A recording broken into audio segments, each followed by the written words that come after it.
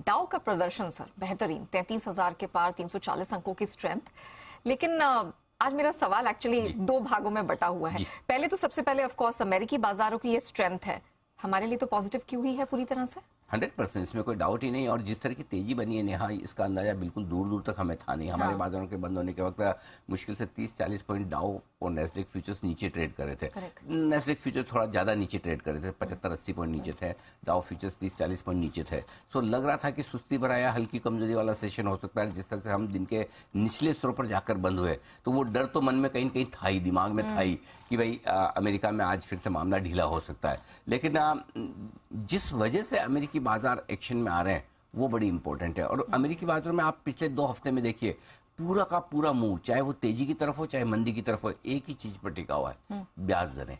और जितना आप ब्याज दरों पर डिस्कशन कर रहे हैं, जितना ब्याज दरों पर बाजार मूव कर रहा है ऊपर या नीचे की तरफ, जब भी लगता है कि ब्याज दरें तेजी से बढ़ेंगी, आधा % का खतरा है, अमेरिकी बाजार तुरंत रिएक्शन देकर गिर रहे हैं। तो इस वक्त ग्लोबली सिंगल बिगेस्ट ट्रिगर बाजारों को मूव करने के लिए वो इंटरेस्ट रेट्स का आउटलुक है। और इस लिहाज से 22 मार्च को जो फेड की मीटिंग होगी, वो मीटिंग बहुत इंपॉर्टेंट हो जाती है। क्योंकि अब आधा % 1/4%, आधा % 1/4%, और उसके बाद की कमेंट्री, उस पर इस बार की मीटिंग ग्रेजुअली अपनी इंपॉर्टेंस बढ़ाती हुई दिख रही है। और कल भी आप देखिए, कल जिस वजह से हम बढ़े, अब आप सोचेंगे कि कौन सा फैसला आ गया 22 मार्च को आएगा। मेरा एक्चुअली सवाल उसी पे था। अच्छा, पूछिए। वो ये कि ये राफेल बॉस्टिक साहब, अटलांटा के फेड प्रेसिडेंट, अभी ऐसा नहीं लग रहा है कि हमारा ये जो पूरे मार्केट्स का, ग्लोबल मार्केट का रिएक्शन है, खासतौर से अमेरिकी मार्केट का रिएक्शन, वो बड़ा ही फेड बयान ड्रिवन हो गया है? हाँ, स्टेटमेंट ड्रिवन, जिसे आप कहते हैं, ड्रिवन हो गया है।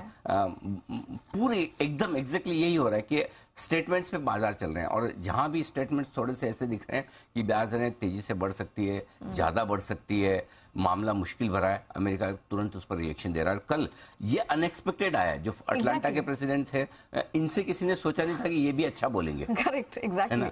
तो जो पता है उस पर रिएक्शन कम आता है, जो नहीं पता उस पर रिएक्शन आता है। तो कल 350 पॉइंट बढ़ने का कारण ही ये था, ये भाई साहब अचानक से आए, उन्होंने बोला कि मुझे नहीं लगता है ब्याज दरें जोर से बढ़ानी पड़ेगी। अरे वाह, यही तो चाहते हैं। बाकी फैक्टर्स आप देख लीजिए, अलग हैं, उनको हम डिस्कस करेंगे। लेकिन सिर्फ एक स्टेटमेंट ने कल अमेरिकी बाजारों का मूड बना दिया, ये तो एक ट्रिगर है। लेकिन इसके पीछे की कहानी ये है नेहा, कि अमेरिकी बाजार भी बहुत हल्के हैं। ट्रेडिंग इंटरेस्ट सिर्फ ऐसा नहीं कि हमारे बाजारों में कम हो रहा है, वहां के बाजारों में भी कमोबेश यही माहौल है। रेंज बाउंड मार्केट है, 1-2 दिन ऊपर, 1-2 दिन नीचे, टाइम वाइज करेक्शन, कंसोलिडेशन, और ऐसे में लोगों का इंटरेस्ट ग्रेजुअली कम हो जाता है। न बड़ी तेजी न बड़ी मंदी। आप सोचते कि अब तो गिरने वाला है जोर से, अचानक कोई अच्छी खबर आती, रिकवर हो जाते हैं, लगता है आप ब्रेकआउट देकर बड़ा तेजी से भागेगा, फिर कोई खबर ऐसी आ गई। सो आई थिंक अमेरिकी बाजार थोड़ा समय बिताने के मूड में है, एक रेंज में वोलेटाइल होके बेस फॉर्मेशन की कोशिश कर रहे हैं अगले बड़े मूव के पहले। सो ठीक है, टेक इट। तो मतलब माना जाए कि ये जो साल है, एटलीस्ट आने वाले महीने या क्वार्टर, ना साल वाल की तो बात ही नहीं करना। अभी पूरा 10 महीने बाकी है, या तो 10 दिन में तस्वीर बदल जाती है। 2 स्टेटमेंट आए, पता चला 22 मार्च तक की सिचुएशन कुछ बदल गई। बुलार्ड ब्रेनार्ड साहब आते हैं, सब ऊपर नीचे हो जाते हैं। ऐसा हाल है कि मतलब there are so many moving factors. तो इसलिए मेरे ख्याल से इस वक्त बजाय इसके कि हाँ, अगर आप लॉन्ग टर्म इन्वेस्टर है तब तो एक अलग ही बात होगी, आपके लिए तो चीजें बहुत साफ है। लेकिन जो शॉर्ट टर्म ट्रेडर्स हैं उनके लिए एक्चुअली मैं बताऊं, महीने भर का व्यू लेना भी बड़ा मुश्किल काम है। वो तो बिल्कुल सही। मतलब आप इजीली ले नहीं सकते कि भाई इस तरह का व्यू बनेगा। सो अपनी पोजीशनिंग ठीक कर लीजिए भाई। डे ट्रेडर, पोजिशनल ट्रेडर हैं, अपने लेवल्स पे फोकस करना है। खबरें किसी भी तरह की आएगी, अच्छी और बुरी, आपको लेवल्स पे फोकस करना है। इन्वेस्टर्स हैं तो उनके लिए अलग तरह की स्ट्रेटेजी है कि भाई शांति से इस तरह का टाइम देखो, बैठो, कौन सा स्टॉक आपकी पसंद का है जो सही करेक्शन के बाद अच्छे लेवल पर आ रहा है, वहां खरीदना है। या फिर कौन सा शेयर आपका बेचने से रह गया और लॉस में है, तो उसको रिव्यू कर लेना है।